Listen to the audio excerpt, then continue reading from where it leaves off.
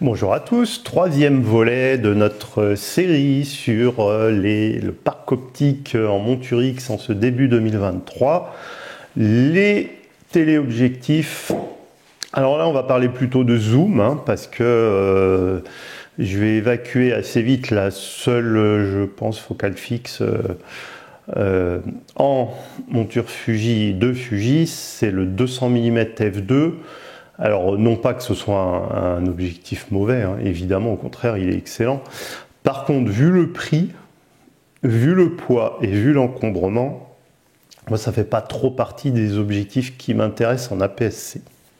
Voilà. Alors ensuite, toujours en allant en focale croissante, en essayant de rien oublier. En focale croissante, on va commencer par le 50-140 f2.8. Alors le 50-140, c'est un objectif qui est dans la même gamme que le 16-55 de 8. C'est la gamme de 8 chez Fuji. C'est une gamme de très bonne qualité optique. Donc là aussi, on a un objectif qui, même sur les 40 mégapixels des nouveaux boîtiers, donne des images superbes, alors que c'est un objectif qui est sorti déjà il y a quelques années quand même. Voilà. Donc super objectif. Après, qu'est-ce qu'on peut dire de plus au niveau du prix? Je pense qu'il est à peu près au bon prix. C'est quand même du 2.8 constant, c'est quand même de la très bonne qualité, très bonne stabilisation, voilà, très bon autofocus aussi, j'ai oublié. Alors après, il n'est pas compact du tout. C'est un gros objectif, c'est sûr. Alors là, il y a peut-être à dire parce que à quoi il équivaut en plein format en fait. Cet objectif, il équivaut à peu près au 70-200 f2.8 classique du plein format. Alors f2.8 oui, mais vous savez c'est éternel débat. f2.8 oui pour l'exposition, f2.8 non pour la profondeur de champ. C'est-à-dire qu'il équivaut en termes de profondeur de champ plutôt à un 70-200 f4. Alors un 70-200 f4 en plein format, c'est quand même plus compact que cet objectif. Donc voilà, après... Mais je ne sais pas s'il n'y a pas moyen de le faire un peu plus compact peut-être. Voilà, parce que compact et plus léger un peu aussi, puisque là, les derniers 70-200 en plein format, qu'a sorti notamment, alors Canon en monture RF, qui est hyper compact, là, pour le coup, c'est même étonnant, plus que ce Fuji, là. Et puis, on a Sony aussi, qui a renouvelé son 70-200 GM. Alors là, on n'est pas dans les mêmes prix, par contre, clairement, c'est très cher. Mais je crois qu'il est à peine plus lourd, 100 grammes, il doit faire 100 grammes de plus que ce Fuji. Donc c'est pour dire quand même qu'il y a peut-être moyen, en faisant une V2, je sais pas, Monsieur Fuji, de faire un objectif un peu plus compact, plus léger. Après, il y a la focale en elle-même. Donc ça, après, c'est évidemment suivant les utilisations et puis ce qu'on aime. C'est une focale, que ce soit en APS-C ou en plein format, du coup, que je trouve adaptée surtout, moi, aux photographes de mariage, c'est-à-dire que pouvoir faire des portraits à grande ouverture en se tenant assez loin, des fois, c'est utile dans ces situations, évidemment, et en basse lumière, par exemple à la mairie, dans l'église, voilà. Donc pour moi, ça se tient complètement. Après, en utilisation un peu plus, je veux dire, loisir comme moi, finalement, photo de sport, pourquoi pas, c'est un peu juste quand même en focale, dans la plupart des sports. Photo animalière, c'est encore plus juste en focale. Alors oui, on peut mettre un multiplicateur de focale, bon, mais voilà, c'est pas donné non plus, quand même, alors, ça commence à faire un budget conséquent. Donc moi, c'est pas une focale qui m'est vraiment utile. Voilà, je le dis, franchement, ça n'enlève pas que c'est un très bel objectif. Voilà. Ensuite, on monte un peu en focale, on a le 55-200 chez Fuji. Le 55-200, il est assez ancien aussi, mais il a le bon goût d'être assez ouvert quand même, parce qu'à 200, il est à 4.8, il n'est pas 5.6. Donc c'est pas mal. Par contre, il n'est pas tropicalisé. Il est compact, alors beaucoup plus que le 50-140, évidemment, ça c'est son atout premier. Hein. Et il monte à 200 aussi, donc équivalent 300 en plein format. Voilà. L'autofocus, je crois que ça va hein, sur cet objectif. Voilà. Alors après, Fuji a sorti, mais sensiblement plus tard, hein, donc c'est un objectif plus récent. Donc moi, c'est le choix que j'ai fait pour le coup, et puis il me semble que le rapport qualité-prix est quand même meilleur. Enfin, focal qualité-prix, c'est le 70-300, donc f4, f5.6. Ce 70-300, c'est un peu l'objectif qui a manqué un moment hein, dans la monture Fuji. C'est l'équivalent quand même, mine de rien, d'un 105-450 en plein format. Donc là, on commence à être dans les focales qu'on va utiliser en photo animalière. Alors peut-être pas pour des sujets très lointains, mais ça fait déjà le taf dans pas mal de situations, en photo de sport aussi. Et puis cet objectif a le bon goût de bien être à f5.6 en bout de zoom. Hein. Et je dis ça parce que les 100-400 du plein format, à l'heure actuelle, bah c'est rare qu'ils soient à f5.6. Ou alors s'ils sont à f5.6, ils sont super chers et super gros. Après, si on veut du 100-400 en plein format qui ne coûte pas 3000 €, ben, dans le meilleur des cas, c'est f6.3. Sinon, ça va être plus f7.1, il me semble, et surtout, on regarde le Canon 100-400 en monture RF f8 à 400 mm. Donc là, quand même, ça fait une différence, hein, parce que on parle quand même de un stop d'écart hein, entre f8 et f5.6. Donc quand on est assez haut dans les ISO, et on est assez haut dans les ISO, souvent à ces focales-là, et ben ça fait une belle différence hein, dans la qualité de la photo et de la montée du bruit. Donc c'est un objectif que moi j'aime bien, et alors, surtout son atout aussi, c'est qu'il est compact.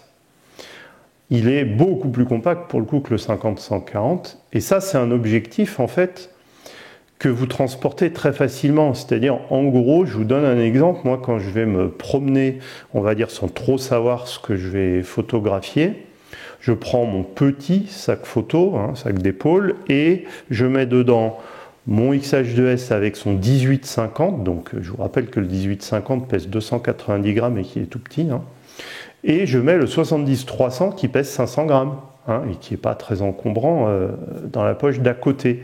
Et ben, je peux vous dire que là, l'avantage de la PSC, on le sent vraiment bien. Hein, parce que pour avoir l'équivalent en plein format, il faudrait avoir de la focale qui va de 27 à 450 et qui est à f2.8 constant sur la plage 27-75 et qui est bien à 5.6 à l'équivalent 450.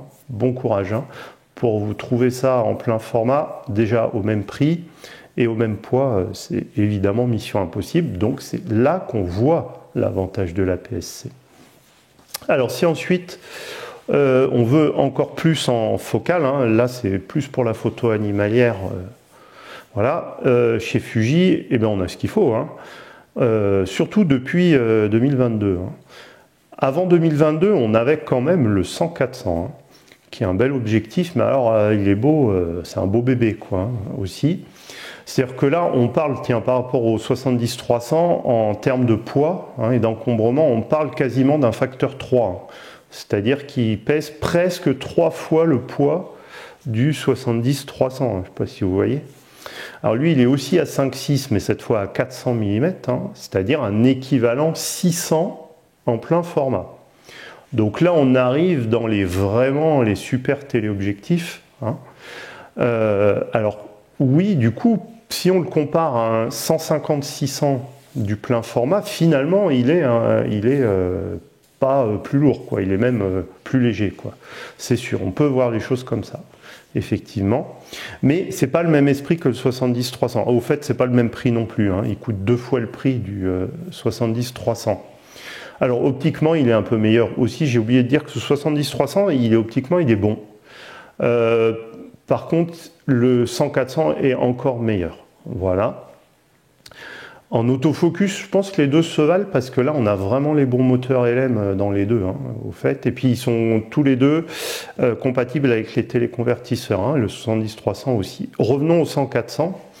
Ce 100-400, vous n'allez pas le prendre là dans la situation, par exemple, que j'ai décrite juste avant. Vous le prenez parce que vous savez hein, que vous allez faire de la photo animalière sûrement ou de sport, mais avec vous avez besoin d'une grande portée. Vous le savez, vous prenez que lui et le boîtier, hein, je pense, et puis vous avez besoin d'un sac photo plus gros, quoi. Voilà, c'est pas la même idée d'utilisation que le 70-300, mais c'est un objectif quand même qui est valable, hein, c'est sûr. Alors en très longue focale, Fuji nous a fait cadeau, enfin nous a présenté le 150-600 là en 2022, en même temps que le Fuji X-H2S justement. Un 150-600, donc là 600 c'est équivalent de 900 en plein format, donc là, c'est difficile d'avoir mieux quel que soit le format considéré, hein, qu'on soit en micro 4 tiers en plein format ou en APS-C, là ils ont frappé fort sur la focale, quoi, on va dire. Alors, ça a un prix, évidemment. Hein, là, on n'a rien sans rien. En termes d'encombrement, il est surtout très long. Par contre, il n'est pas horriblement lourd, mais il est très long. Voilà. Et là où il y a un peu à redire, moi je trouve, alors c'était peut-être pour garder une compacité quand même minimum et un prix qui ne s'envolait pas, j'en sais rien. Mais au niveau des ouvertures, c'est quand même pas terrible. Hein. C'est quand même vraiment pas terrible. Au niveau des ouvertures, on est sur du 5.6 à 150 et du f8 à 600 mm. Donc, pour vous donner une idée, moi mon 70-300, quand il est à 300, donc il est à f5.6, hein, et ben ce 150-600, quand vous passez à la focale 300, ben, vous êtes plus fermé fatalement qu'à f5.6, quoi. Donc c'est quand même un peu dommage, quoi, hein, pour un objectif de ce prix-là. Et puis en bout de zoom, vous êtes à f8. Alors là, pour se donner un ordre de comparaison, en fait, hein, on va prendre un objectif qui existe en équivalence. Là, c'est pas de l'équivalent, c'est du vrai 600 en plein format, qui est le Sigma 150-600, qui existe en monture Sony et Panasonic. Alors c'est un objectif qui est très gros, peut-être pas beaucoup plus que ce Fuji, par contre il est plus lourd, hein, il pèse 2 kg, quoi, tout simplement. Voilà. Mais alors par contre, ce que je veux dire, c'est qu'à 600 mm, il est à f6.3. Alors quelle est la différence entre f6.3 et f8? C'est 2 tiers de stop. Alors on pourrait se dire, bon, avec 2 tiers de stop, on va se calmer, hein, c'est pas non plus la folie, hein. Alors non, c'est sûr, mais ça dépend quand même où on est dans les ISO. C'est-à-dire, si on est, par exemple, je sais pas, à 400 ISO, donc vous êtes à 400 ISO à f6.3, et ben, à f8, vous seriez à 640 ISO. Hein, et on pourrait se dire, bah écoutez, avec les boîtiers actuels, entre 400 et 640 ISO, je ne sais pas qui va voir la différence. Ok.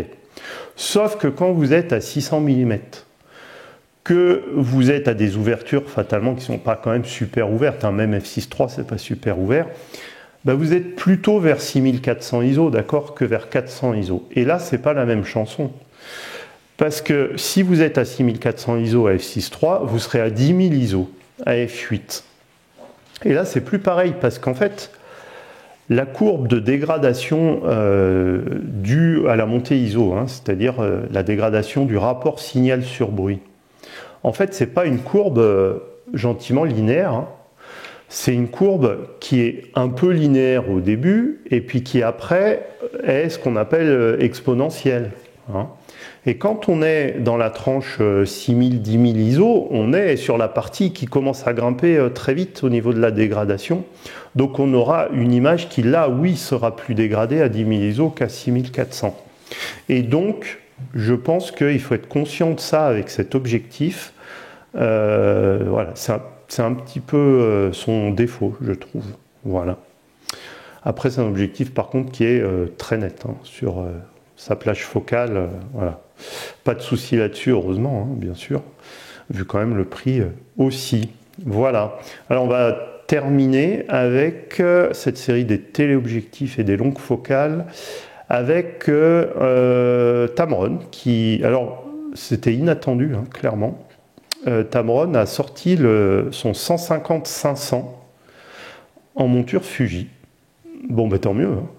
Mais c'était étonnant. Donc du coup, on aimerait bien que Sigma fasse pareil avec son 150-600 pour le coup, parce que là, on aura du 6.3 à 600 mm. Bref, je divague. Le Tamron 150-500, c'est un objectif qui existe depuis un peu plus d'un an en monture Sony et qui donne satisfaction, hein, parce que c'est un objectif qui est lui aussi très net, hein, sur toute sa plage focale. Au niveau des ouvertures, il est à f5 à 150 et il est à 7.1, mais alors attention, là c'est un peu particulier, il est à 7.1 uniquement à 500 mm. Dès que vous êtes à 499 mm de focale, vous êtes à f6.3. Donc en réalité, c'est un f5 f6.3.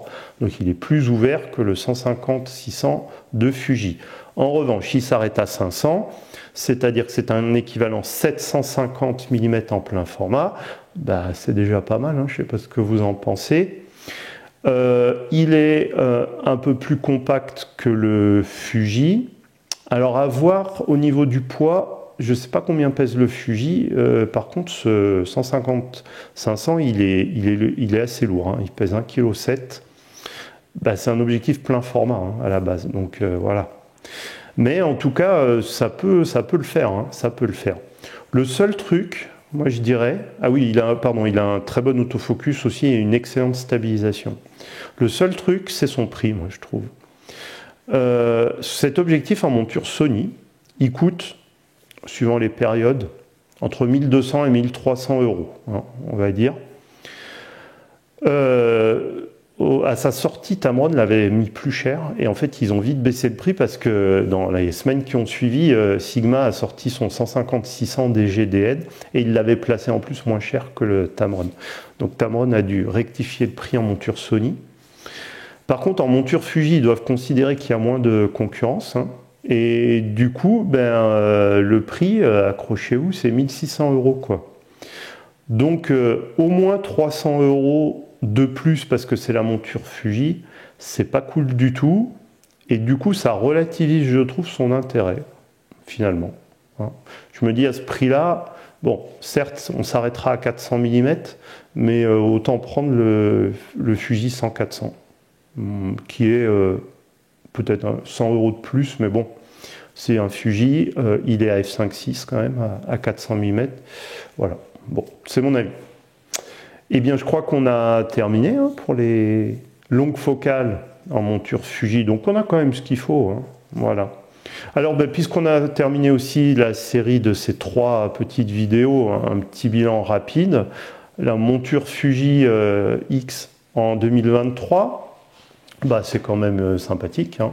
Je dirais qu'au niveau du choix qu'on a, on se rapproche de la monture Sony, hein. Alors on n'y est pas quand même, je parle de la monture Sony plein format, hein. On n'y est pas quand même, hein, parce qu'on n'a pas encore beaucoup de références chez Sigma et surtout chez Tamron, mais peut-être que ça va venir, hein. Alors après, Sigma et Tamron, ils vont pas non plus, je pense, développer tout un tas de focales APS-C comme ils ont fait pour le plein format, hein. C'est sûr, mais enfin, c'est déjà pas mal quoi, ce qu'ils amènent. Viltrox aussi, bien sûr, hein, de son côté. Donc c'est une monture dynamique, je trouve, grâce à ses apports. Bon, grâce aussi aux objectifs Fuji, hein, on ne va pas exagérer non plus. C'est une monture dynamique, en tout cas en APS-C, c'est de loin, hein, la monture la plus dynamique quand on pense à Canon avec son R7, hein, voilà, sans commentaire au niveau des objectifs. Quand on pense à Sony, qui lui, par contre, a un parc d'objectifs alors qui équivaut à peu près à Fuji en APS-C, dont le dernier boîtier performant est le A6600, qui est à des années-lumière d'un Fuji X-H2S en performance, hein, évidemment, et même d'un R7, alors qu'il est au même prix. Enfin, bon, j'ai pas compris Sony et l'APS-C, là, j'avoue. Bref, donc non, ouais. Super système. Cette monture X, hein, Voilà, et surtout accompagné des derniers boîtiers et de ce XH2S que j'ai plaisir à utiliser. Voilà, et bien écoutez, fin de cette petite série donc, et puis à bientôt pour une prochaine vidéo.